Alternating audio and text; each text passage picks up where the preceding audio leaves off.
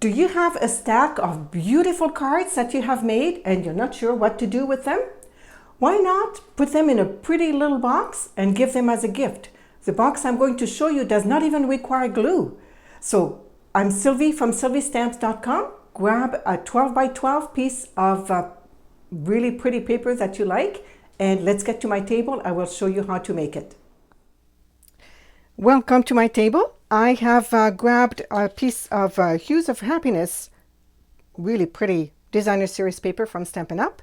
And we are going to make that little box that I was telling you about. So first of all, we're going to cut it at 9 inches. So if you have a direction in your paper, make sure that it looks nice vertical like that, okay? So I'm going to put my paper here at 9 inches and I'm going to cut it, okay? And this can be actually used to make the card that will go with your box if you would like. Okay, so now I'm going to score it at 1/2 inch. So I'm going to use this side of my paper trimmer here. I'm going to move this cutting blade over and I'm going to use my scoring blade. So 1/2 inch here, and I'm scoring, but it's easier if it's this way when I keep going. So I'm going to put it this way here. So I've scored at 1/2 inch. Now I'm going to score at 1.5. Okay, there we go. And then I'm going to score at 7.5. And 8.5.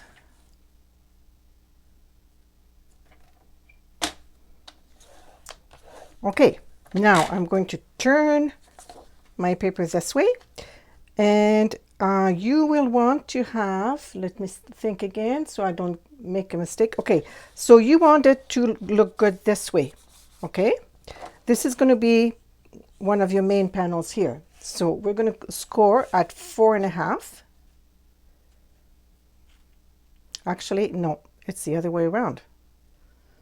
Let me think. No, this will be the flap here. No, that's correct. This has to look good this way, okay? So 4.5. 5.5. No, not cutting, scoring. 10.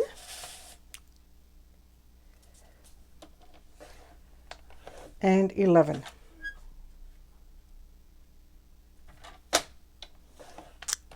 Okay, so now we have our piece all scored, and we're going to do a little bit of cutting. So I'm going to grab my scissors here. Actually, before we cut, let's fold all the score lines, just so it's a little easier to see where they are. I find on the designer series paper sometimes it's a little not quite as obvious as on cardstock. I want to be a little careful as well with designer series paper. You need to be careful that it's not, you don't score too hard because it could tear. Actually, I want to fold it this way. There we go, because I want this to be the outside. And then there's one at 1 inch here, 1 inch away. There we go. Okay, and then I have the flap here. This part here is going to be our flap.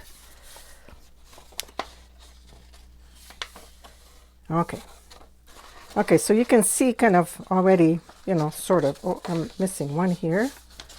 This long one here. There we go. Okay, where is it? Yeah. Okay. So actually probably using a bone folder is probably a good idea. I'm going to leave that for now. I'm going to leave it like that for now. I'll use the bone folder after. Okay, so here now, these two pieces here is going to be the flap. You can see that's the top of the box and that's the flap here. So we don't want this part here. So I'm going to trim it off. So I have the 1.5 inch here and the 1.5 basically scoring line here. And I'm going to go, so I'm skipping this one scoring line and going to this one here. Basically 2 inches. Oops, I better cut that straight here.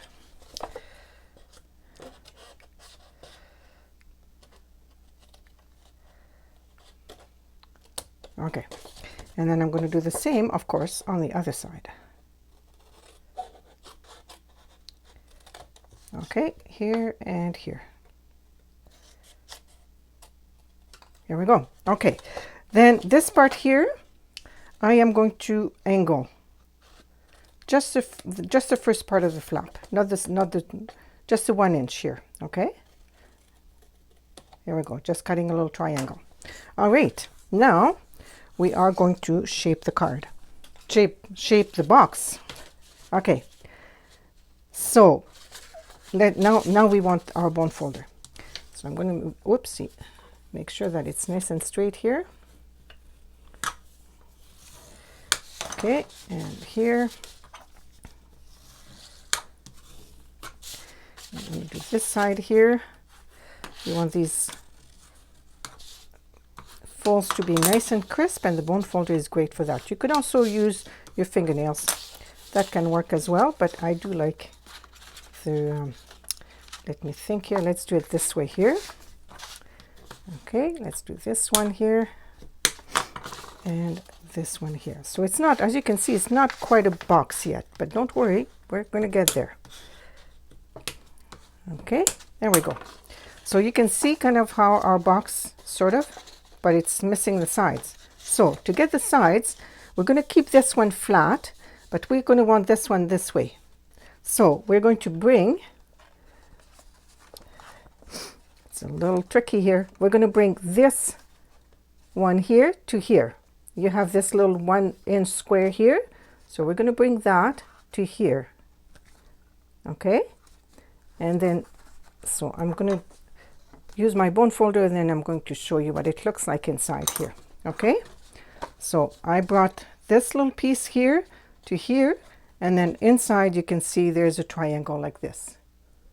Okay, so we're going to do the same on this side. I want this part here to be here, this part here to be here.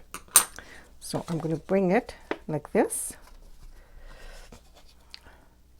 putting my finger here to hold that corner because I don't want that to move, and I'm going to bring it like this, and then use my bone folder to really give it a good crease. Okay, so now I have, can you see the two little, I'm trying to show that, yeah, the two little triangles here. Okay, and that's basically our box here. Now see, you can go like that, and you can put the flap inside here. So if you like this video, give it a thumbs up, and make sure to subscribe to my channel and set the reminder so you know when I upload a video here. So I have 4 cards here and envelopes, and it can fit nicely in here. And I'm going to put this, finish my box here, and we're going to just wrap it up just to finish it off. Okay, there we go. We have a little box here that holds together. You could put glue here if you want, but you don't have to.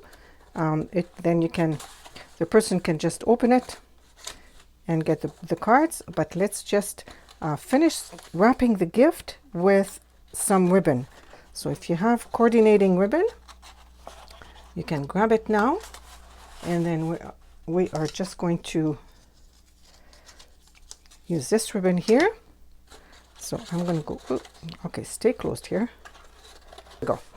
So we're going to put our ribbon this way, and then turn around and do like this and this way. And then we can just make a little knot here, or you can make a bow if you'd like. I like a knot, it's a little simpler and it's still pretty. Or you can make a knot first and then make a bow on top. That can work as well. So there you go. And then with the leftover paper that you had from cutting it to 9 inches, you can make a coordinating card. And there you have it. So I give tutorials every week as well to my newsletter subscribers. So make sure you subscribe at this address here, bit.ly/tutorials for you. And every week you will have some inspiration to make some cards. See you soon.